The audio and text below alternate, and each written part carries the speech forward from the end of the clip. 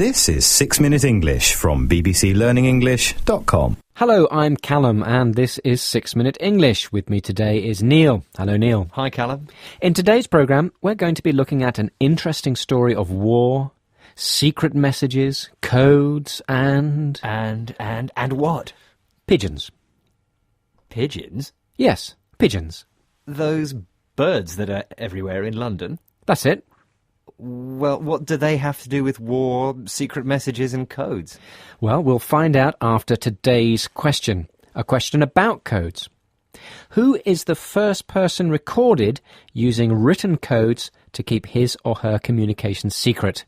Was it Roman Emperor Julius Caesar, English King Harold, or Egyptian Pharaoh Tutankhamun?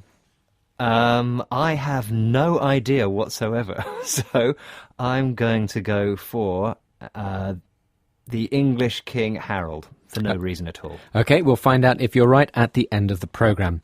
Now, back to the pigeons. Yes, I am intrigued. It all started when a man was cleaning out the chimney of his house in the south of England. In the rubbish from the chimney, he found a pigeon's leg. Attached to the leg was a small container, and inside the container was a message written in code. From details on the paper, it was clear this was a military message from the Second World War. Were birds really used to carry messages during the Second World War? Well, here's BBC security correspondent Gordon Carrera answering that question and also explaining why. What reason does he give? There were important messages carried by pigeon, particularly, the theory is that this might have been an army unit in Europe on the move, and it was on the move and it basically was moving so fast it couldn't put up an aerial for a wireless transmission to be sent, so they would quickly release a pigeon with a quick message. So why would they use a pigeon rather than the radio? He says that when an army unit was moving fast, they might not have had time to put up an aerial, and it would have been quicker just to release a pigeon with a message. Of course, pigeons can be trained to fly back to a particular place. And that's right, and in fact the military used over 250,000 pigeons to send messages during the Second World War. So what was the message that the pigeon was carrying? Well, the truth is, they don't know. They have no idea. What, even with all the power of modern computers and the best minds? Yes, here's Gordon Carrera again talking about the message.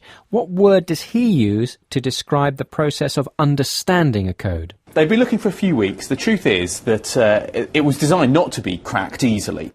What word does he use, Neil? He says the code was designed not to be cracked easily.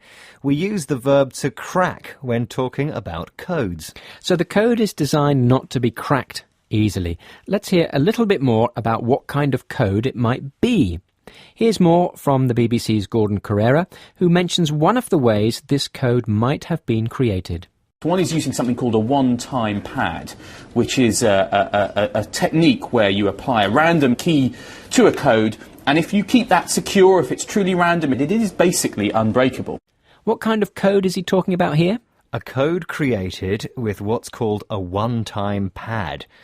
As I understand it, if you think of a code like a lock, what do you need to open a lock? Well, you need a key to open a lock. That's right, and if you don't have the key, and there's no record of what the key was like, or who made it, or where it was kept, you're going to have a problem. You won't be able to open the lock. Exactly. With a code created with a one-time pad, there's only one key, and it's only used once. After that, it's destroyed. Without the key, you can't crack the code. It's an uncrackable or unbreakable code. Gordon said that the key should be random. That's right. If something is random, it means there's no pattern to it. It's not predictable or repeatable. And if the key is truly random, they'll never be able to crack the code. Unless they find the key. And that's what they're hoping. Gordon Carrera again. What information are they hoping to find to help them? What they're saying is that without more contextual information, basically who the sender was, who the recipient was, when it was sent, and exactly the identity of the pigeon, it may be impossible to crack it. So what extra information are they looking for? They really need to find out who sent the pigeon, to whom it was sent, and even the identity of the pigeon itself. That information might help them locate the key. So I guess for the time being, the pigeon message will remain a mystery. Well, perhaps not.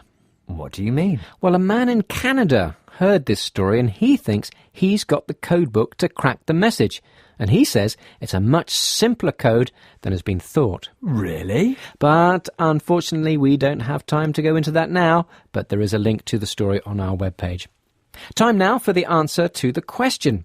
Who is the first person recorded using written codes to keep his or her communication secret? Neil, you said... I said King Harold of England. And the correct answer is actually Emperor Julius Caesar. And there's, in fact, a Caesar cipher, which is a kind of code which is attributed to Julius Caesar. It's a very simple one, actually, that each letter is just moved 3 places along. So instead of writing A, he wrote D. And instead of writing B, it would have been E. So perhaps not a particularly difficult code to crack. These days, anyway. Well, that's all from us today. Thank you very much, Neil. Goodbye. Goodbye. That was 6 Minute English from bbclearningenglish.com.